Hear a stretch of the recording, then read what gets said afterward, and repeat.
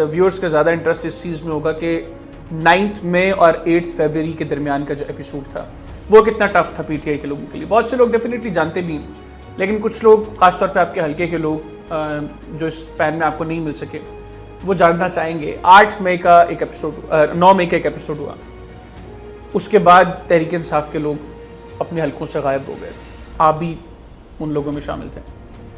तो वो टाइम कैसे गुजारा और कितना डिफ़िकल्ट था? एक सियासी शख्स, आप अर्बन इलाके की सियासत नहीं कर रहे, आप रूरल आपका इलाका है, वहाँ पर लोगों के साथ इंटरेक्शन बड़ा ज़रूरी है, राब्ते बड़े ज़रूरी हैं। पहले तो इस चीज़ पे, फिर मैं आगे आता हूँ इलेक्शन कैंपेन के ऊपर। फर्स्ट ऑफ ऑल जी 9 मई जो है वो बड़ा एक सानिया था हमारे लिए, जिसमें हमें हमारी औरतों को, हमारे बच्चों को, हमारे बुज़ुर्गों को बड़ा तंग किया गया। कभी किसी के घर पे रेड हो गया, कभी किसी के घर पे रेड हो गया। तो मैं तकरीबन 10 मई को जी निकला हूँ अपने घर से, और तकरीबन कोई मैं आया हूँ जी 1 फरवरी को वापस। वो दिन मुझे पता है या मेरे खुदा को पता है कि हम लोगों ने कैसे 9 मई 9 मई और 1 फरवरी, यानी जून, जुलाई, अगस्त, सितंबर, अक्टूबर, नवंबर, दिसंबर, जनवरी, फरवरी, 9 महीने तकरीबन। 9। अच्छा, देखें, आप अपने रूम में अगर रात को लेटते हैं तो आप बेड की एक साइड पे लेटते हैं, आप दूसरी साइड पे चले जाएं ना एक रात, तो आपको नींद नहीं आएगी। तो इससे आप हिसाब लगा लें कि कभी चारपाई पे, कभी सफ़ पे, कभी दरी पे, कभी कहीं पे, और किधर किधर की सैरें की सैरें किधर किधर सैरें बहुत ज़्यादा इलाकों पे की जी। सिंध में शुमाली इलाका जाते हैं? नहीं, उधर नहीं मैं। अच्छा, उधर नहीं गए। क्योंकि बहुत से दोस्त पीटीआई के शुमाली इलाका जाते हुए भी मौजूद थे। केपीके में काफ़ी लोग थे। तो आप इंटीरियर सिंध में रहते थे? मैं सिंध में। कौन सी साइड डिस्कवर की? कोई नई साइड्स देखी? नहीं, वही मतलब लाइटर नोट पे हम जरा उस माहौल को, टेंस माहौल को थोड़ा लाइट। सखर, हैदराबाद वगैरह जहाँ पे मेरे दोस्त थे पुराने। अच्छा, पीटीआई के? नहीं। अच्छा, अदरवाइज जो दोस्त थे। अच्छा, तो मैंने कहा चले उनसे भी मिल लेंगे और कोई दिल भी उनको खिदमत का मौका भी देंगे। बिल्कुल। तो रहे सिंध में ही सारा टाइम? सिंध में सारा टाइम। ठीक है। तो उसके बाद आप देखें, मेरा छोटा बच्चा है एक 1.5 साल का। अच्छा, माशाल्लाह। उस टाइम वो था कोई 6 माह का, 6-7 माह का। तो मैंने उसको आफ्टर 9 मंथ देखा। आप हिसाब लगाएं कि वो क्या सिचुएशन किसी बंदे की हो सकती है। तो केसेस भी कोई नहीं थे। बड़ा इन लोगों ने क्योंकि आपका मुखालिफ जानो वो कोई ज़रफ़ वाला बंदा होना, तो फिर आपको सुकून रहता है। अच्छा, यहाँ पे एक और बड़ा इंटरेस्टिंग सवाल ये भी है, बहुत से हल्कों में, मतलब एक दो नहीं, मैं बहुत से हल्कों का जिक्र कर सकता हूँ जहाँ पर पॉलिटिकल ओपोनेंट्स ने पर्सनल लेवल पर जाकर अपने सियासी मुखालिफिन के लिए प्रॉब्लम्स नहीं क्रिएट की, बहुत से हल्कों में की भी। आपके हल्के में आपके पॉलिटिकल ओपोनेंट्स ने पर्सनल लेवल पर जाकर इस चीज़ को कैश करने की कोशिश की आपके खिलाफ? बहुत कुछ, पर्सनल से भी आगे जाके। अच्छा, मतलब मैं वो बता नहीं सकता जो वो करते रहे। फैमिली को कितना तंग किया? फैमिली को बहुत ज़्यादा। हमारी फैक्ट्री सील करवा दी गई। अच्छा, अब वो डीसी लोग जी उसी टाइम हो गई। अच्छा, जब उन्होंने कहा जी मैं लिख के दे दिया कि हमारा जी सियासत से कोई तल्लुक नहीं है। अच्छा, वो फेसबुक पे लगा दिया ये वो। तो उसके बाद ठीक 15 मिनट बाद, अच्छा, अगर वो सील की है किसी वजह से, तो भाई वो 15 मिनट में जो है वो वजह ठीक हो गई थी। इतना तंग उन्होंने किया।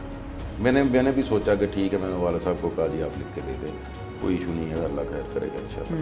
तो आप फैक्ट्री चलाएं, बिजनेस चलाएं। 2000 बंदा वहाँ पे काम करता है मेरे पास, तो उनका रिज़्क है। क्योंकि इन लोगों को तो शर्म ही नहीं है। हर बंदे का बिजनेस तबाह कर दिया, किसी के डेरों पे जाके उनको तोड़ फोड़ की, जैसे चार दीवारी के तकद्दुस का माल हुआ। तो बड़े मुश्किल हालात थे जी वो 9-10 माह। और अब उसको याद करते हैं, वो 9-10 माह का जो स्पैन है उसको याद करते हैं, तो क्या ज़हन में क्या आता है? यही आता है कि अल्लाह ताला दोबारा किसी मुखालिफ पे भी ऐसा वक्त ना लाए। इतना मुश्किल, इतना क्रिटिकल। और बाद में जब फैमिली से मिले उस वक्त क्या जज्बात थे? बस अल्लाह का शुक्र अदा किया है कि मैं दोबारा वापस अपने हल्का में आया हूँ, फैमिली में आया हूँ, अपने लोगों से मिला हूँ। क्योंकि कोई भी पॉलिटिशियन जो है वो ये नहीं चाहता कि वो अकेला बैठा रहे। लोगों के साथ मिलना बड़ा इंपॉर्टेंट है। वो लोगों से जब तक कुछ 100-200 बंदे से मिल नहीं लेता उसको सुकून नहीं आता। और हमारे देही इलाकों की सियासत में खूबसूरती भी यही चीज़ में। अर्बन एरियाज में पॉलिटिक्स का स्टाइल वो डिफरेंट है, लेकिन रूरल एरियाज में पॉलिटिक्स में मजा भी इसी में है ही। सारा रूरल है, छोटे सिटी है हमारे शाहकोट और वारबेटल, लेकिन वो इस लेवल के सिटी नहीं है। हम गाँव ही हैं तकरीबन, ऑलमोस्ट हर बंदा हर बंदे को जानता है। लाहौर की तरह नहीं है कि आप हमसाया भी नहीं आपको जानता। तो वो बड़ा क्रिटिकल होता है किसी पॉलिटिशियन के लिए कि अकेला ही बैठा रह जाए एक कमरे में, वो जेल ही होती है। जेल होती है, अपने लोगों से आप दूर है, उनसे रब्ता नहीं कर जी, सकते, बिल्कुल। कांटेक्ट नहीं कर क्योंकि सकते। हम लोग बच्चों से कम अपने से मिलते हैं, अपने घर वालों से कम मिलते हैं, हम बाहर अपने दोस्तों से जो हमारे वोटर सपोर्टर हैं उनसे ज़्यादा मिलते हैं। अच्छा आतिफ भाई, जो गिरफ्तारियां हुई पाकिस्तान तहरीक इंसाफ के लोगों की, वर्कर्स की, जनरल वर्कर्स जो थे, वो शहरों में ज़्यादा हुई, देही इलाकों में कंपैरेटिवली कम हुई। अगर मैं मतलब डिस्ट्रिक्ट शखोपरा का जिक्र करूँ या डिस्ट्रिक्ट ननकाना का भी, इवन जिन एरियाज़ को मैं जानता हूँ, वहाँ पे वर्कर्स के ऊपर उस तरह क्रैकडाउन नहीं हुआ। आपके हलके में आपके जो कोर सपोर्टर्स थे उनका ऊपर भी क्रैकडाउन हुआ, उनमें से कुछ लोग अरेस्ट हुए? देखिए, उसका पहले तो मैं आपको इशू बता दूं कि क्यों सिटी में ज़्यादा हुआ वर्कर के साथ और गांव में नहीं हुआ, रूरल एरिया में। सिटी में कोई एक दूसरे को कम जानते हैं लोग, वोट डालते हैं, सारा कुछ। गांव में होते हैं, विलेजेस में होते हैं धड़े।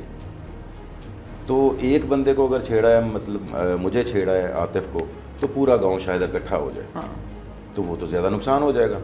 इसलिए इन लोगों ने जो रूरल एरिया था उसको कम इन्होंने डिस्टर्ब किया। सही। हमारा जो सिटी था शाहकोट और बारबेट, उसमें लोगों को इन्होंने तंग किया। जी, शाहकोट सिटी में किसी का बिजनेस, किसी का कुछ, तो बस जी चाय पिला दें, बस जी चाय पिला दें, तो लोगों ने सिर्फ चाय ही पिलाई। अच्छा नहीं, मैं बहुत से लोगों को जानता हूँ, उन्होंने कहा जी कि हमें मतलब अदरवाइज भी उन्होंने कहा जी कि ठीक है ये इस तरह कर दो, अदरवाइज तो मैं 9 मई में अंदर कर देंगे। तो ये आपके हल्के में भी ये सब कुछ होता है? अच्छा, पॉलिसी एक ही है ना जी। अच्छा, माइंडसेट अप्रोच एक ही है। माइंडसेट है।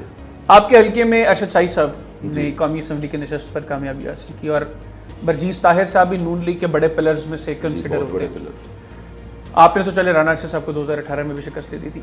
क्या समझते हैं, क्या फैक्टर्स थे शाही साहब के जीतने के, और उसमें कितना सपोर्टिव एलिमेंट तारिक बाजवा साहब थे? क्योंकि एक हल्के में आपके पीटीए के कैंडिडेट तो थे, लेकिन बाजवा साहब के धड़े भी सपोर्ट कर रहे थे अरशद शाही साहब को। मेरी जो नाकस अकल है उसके मुताबिक शाही साहब एक ही वजह से जीते, पीटीए, इमरान खान, और वो उसके साथ खड़े रहे 2011 से आज तक खड़े हैं। इनफैक्ट अगर मैं गलत नहीं तो 2013 के इंतखाबात में लाहौर सिटी के बाहर जितने भी लाहौर डिवीजन के बाकी हल्के में सबसे ज़्यादा वोट्स 42 से 44 हज़ार वोट्स लिए थे। तो तारिक बाजवा साहब का फैक्टर था, लेकिन कह लें 5-10%। अच्छा, बस। तो फिर आप लोग दूसरी हल्का क्यों हार गए? दूसरा हल्का देखें ना, 10 दिन पहले हमारी टिकट चेंज हो गई एमपीए की। लेकिन आपको नहीं लगता कि जो आपका पिछला कैंडिडेट था वो ज़्यादा बुरा परफॉर्म करता? क्योंकि अल्टीमेटली ये नहीं कि इमरान खान फैक्टर था नहीं इन इलेक्शंस में, जो इन इलेक्शंस में एक पर्सनैलिटी फैक्टर था, शायद पाकिस्तान की तारीख में ना देखा हो किसी ने। तो उस हल्के में तो जो आपके पहले कैंडिडेट थे, मैं अब उनका नाम मुझे याद नहीं है, लॉयर थे अदनान साहब, उनके हवाले से लोगों का तो यही था कि यार ये खंबा ही है तहरीक इंसाफ। नहीं सर, नहीं। अच्छा, देखिए उस लड़के ने बड़ी मेहनत की, पिछले 1.5 साल 2 साल से वो मेहनत कर रहा था। अननोन बंदा यकदम आया और 10 दिन पहले 28 तारीख को उसकी टिकट चेंज हो गई। 8 फरवरी को इलेक्शन था, तो 10 दिन में वो क्या कर सकता? वो ले गया 15,000 वोट। अगर अदनान राम में होता तो मेरा ख्याल है वो कंपटीशन में होता। अच्छा, कंपटीशन में फर्स्ट या सेकंड आता। बिल्कुल।